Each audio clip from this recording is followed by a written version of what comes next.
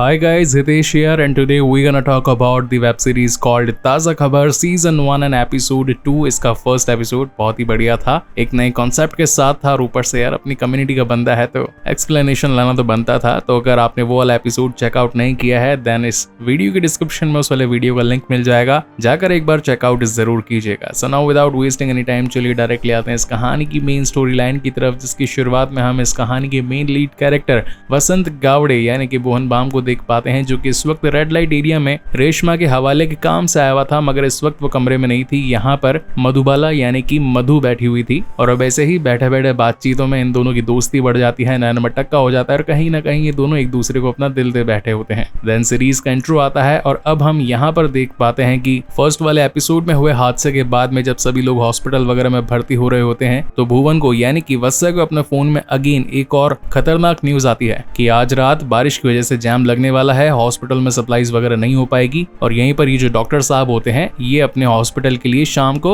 Oxygen और भी कुछ अलग अलग मेडिसिन वगैरह मंगवाने वाले होते हैं। तो वत्स्य उनको समझाता है कि नहीं, जो भी मंगवाने वाले हो वो अभी मंगवा लो क्योंकि बाद में बारिश आएगी, हर जगह जैम लग जाएगा, दवाई टाइम पर आ नहीं पाएगी और ऊपर से मेन जो ब्रिज है जो कि थोड़े दिनों पहले ही बना था वो भी टूट चुका है। अब क्योंकि ये न्यूज जो होती है सिर्फ और सिर्फ भुवन यानी कि अपने वत्स्य को ही मिली होती है, वो भी ताज़ा खबर के थ्रू, और किसी को इस बारे में कोई भी इन्फॉर्मेशन नहीं थी, तो डॉक्टर उसकी बात को समझता नहीं है और उसे चूतिया बोलकर यहाँ से जाने के बारे में कह देता है। देन हम शाजिया बेकरी का सीन देख पाते हैं जो कि महबूब भाई की बेकरी होती है। यहाँ पर वत्स्य अपनी गर्लफ्रेंड मधु को बोलता है कि यार देख, मैं तुझे अब एक ऐसी बात बताने वाला हूँ, सुनकर तेरे पैरों तले जमीन खिसक जाएगी। मेरे को है ना आजकल हर खबर वक्त से पहले ही मिल जाती है। अभी आज के हुआ तेरे को मालूम है, मेरे को ये ब्रिज गिरने की खबर पहले ही मालूम चल चुकी थी, बारिश आएगी, मुंबई में जैम लगेगा, ये सब कुछ मेरे को पहले ही मालूम चल गया है और तू मेरी दोस्त है तो मैंने सबसे बात पहले तेरे को ही बताने के बारे में सोचा। लेकिन उस वक्त मधु के पास में रेशमा का कॉल आ चुका होता है। वो कहती है कि ये मेरे को दिमाग चुदवाने का होता तो मैं तेरे को फोन लगाती, जल्दी से काम पे आ चल। तो इसी वजह से मधु वहां से निकल पड़ती है और अब जैसा कि एक दिन पहले 2 लाख उससे गायब हो चुके होते हैं, वत्स्य से गुंडे उसको मारपीट कर ले जा चुके होते हैं, तो वो ऑलरेडी टेंशन में होता है और बार बार रेशमा उसको फोन लगाती है कि भाई डिलीवरी कब देगा, पैसा तेरे माथे पर है, मगर वो टेंशन के मारे फोन ही नहीं उठाता और कहीं और जाकर के बैठ जाता है। और अब तो ऊपर से शेट्टी भाई ने भी रेशमा को ये तड़ी दे दी होती कि अगर 2 दिन में मेरे को मेरा पैसा नहीं मिला तो तेरे को तेरा छोकरा नहीं मिलेगा, मतलब कि उसका गेम बजा दिया जाएगा। अब यहाँ रात भर बैठ के वो सोचने लगता है कि तभी हम पीटर को देख पाते हैं जो कि अपनी नई गर्लफ्रेंड जूली के साथ घूम रहा होता है। बताने को वो अपने आप को एक रशियन बताती थी मगर थी घाट कोपर की। अब पीटर अपने दोस्त का सड़ेला मुंह देखकर बोलता है, रे बढ़िया क्या हो गया तेरे को, आज बर्थडे के दिन ऐसा कैसे बैठे लाए तू। तो यहाँ पर वत्स्य उसको अपने आज के दिन सारी बीती हुई घटनाओं के बारे में बताता है कि यार आजकल पता नहीं कैसा हो गया है, मुझे है ना एक वरदान मिल गया है, हर चीज हर खबर मुझे वक्त से पहले ही मिल जाती है, पर यार कोई भी मेरी बात पर विश्वास नहीं करता। अब क्या पीटर पिया हुआ होता है तो वो कह देता है कि नहीं, मैं तो तेरा दोस्त हूँ, मैं तो तेरी हर बात पर विश्वास करता हूँ, चल बता क्या खबर है। जहाँ पर वत्स्य बताता है कि एक पुरानी एंटीक की दुकान में सिर्फ 50,000 के अंदर एक वाज खरीदा गया, मगर उसके अंदर निकला 9 लाख रुपए का सोना। अगर 50,000 अपने पास हो जाएंगे तो अपन उस वाज को खरीद लेंगे क्योंकि यार मेरे ऊपर है ना थोड़ा कर्जा हो गया और मेरे को वो चुकाने का है। तो पीटर कहता है ठीक है भाई, कल देखते हैं अपन। नेक्स्ट डे मदद मांगने के लिए वत्स्य पहुंचा होता है महमूद भाई के पास में और उनको कहता है कि महमूद भाई आपने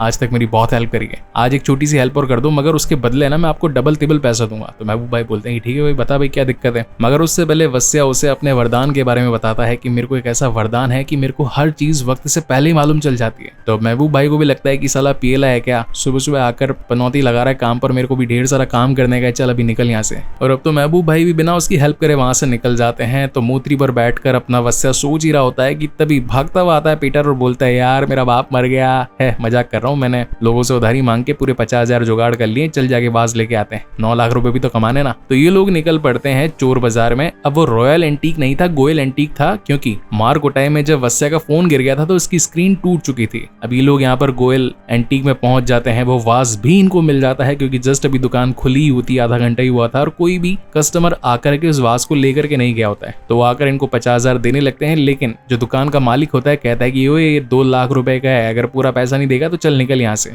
पीटर सोचने लगता है कि क्या रे यार, इतना छोटा सा वाज है, इसकी भी 2 लाख रुपए, और गलती से उससे वो वाज गिर जाता है और टूट जाता है। इस चक्कर में दुकान वाला उनको मार करके पैसे लेने लगता है, लेकिन ये छुपकर भाग जाते हैं। इन बिटवीन वहां पर एक दूसरा शख्स आता है जो कि उस वाज को देखने लगता है और अब टूटे हुए वाज के 2 लाख तो क्या ही मिलेंगे, इसलिए 50,000 में दुकान वाला इस वाज को बेच देता है। इसका मतलब ये खबर भी सच हो जाती है। इन बिटवीन वत्स्य के पास में मधु का कॉल आता है और वो बताती कि ये रेशमा तेरे को ढूंढ रही है, शेट्टी के लोग भी तेरे को पकड़ने वाले हैं, जितना हो सके के यहाँ से दूर निकल जा, कहीं अंडरग्राउंड हो जा कुछ दिनों के लिए, नहीं तो उनके हाथ लग गया ना तो सीधा ऊपर की हवा खाएगा। एक तो वैसे ही वत्स्य की लाइफ में टेंशन नहीं थी और ऊपर से मौत की धमकियां भी अब उसे मिलने लगी थी। तो ये लोग रात को ऐसे ही बैठकर टीवी देख रहे होते हैं। तो कौन बनेगा करोड़पति हर गरीब आदमी देखता है। खैर मैं भी देखा करता था। अभी थोड़े दिन पहले मैंने एक मूवी एक्सप्लेन करी थी सेक्टर 36, उसमें भी ये क्रिमिनल जो था बैठ करके कौन बनेगा करोड़पति ही देख रहा था। खैर यार गेम ही काफी इंटरेस्टिंग है। Okay so coming back to the serious topic, यहाँ पर वत्स्य को अपने ताजा खबर वाले ऐप से मालूम चल चुका था कि ये जो बंदा खेल रहा है अपनी मोहल्ले का सुलेमान है और इसको आज पूरा 1 करोड़ का लॉटरी लगेगा। तो अब इससे वत्स्य के दिमाग में एक आइडिया आ चुका होता है कि जो खबर आई है मतलब कि जो होना है वो तो होकर रहेगा, लेकिन क्या हो उसकी खबर हमसे होकर गुजरे तो कैसा रहेगा। यानी कि लोगों को सिर्फ ये जताना है कि जो चीजें हम बोल रहे हैं वो बिल्कुल सच है।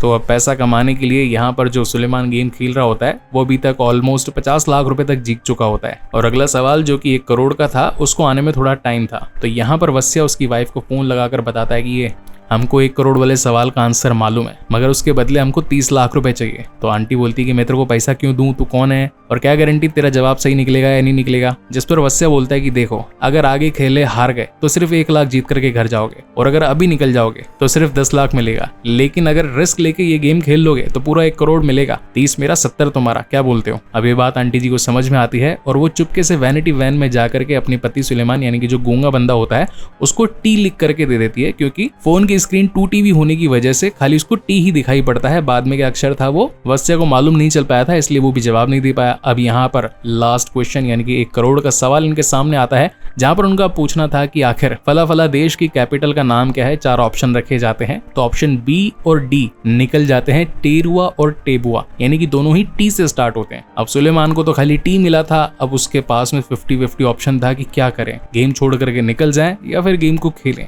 और ऊपर से पीछे से शाजिया ने भी कह दिया था कि यार ये तो टेबुआ है यानी कि ऑप्शन डी ये तो हारेगा पक्का, मगर अब तक वो बी यानी कि टेरुआ पर लगा चुका होता है। और एट द एंड इसी सस्पेंस के साथ में ये एपिसोड यहीं पर खत्म हो जाता है। अब क्या उसका ये ऑप्शन सही निकलेगा या नहीं निकलेगा, इसकी ताजा खबर तो 3rd एपिसोड में ही मिलेगी, वो भी मैं जल्द ही लेकर आऊंगा। सो तब तक के लिए keep watching and stay safe and thank you so much guys for watching this video. मिलते हैं अगले वीडियो में।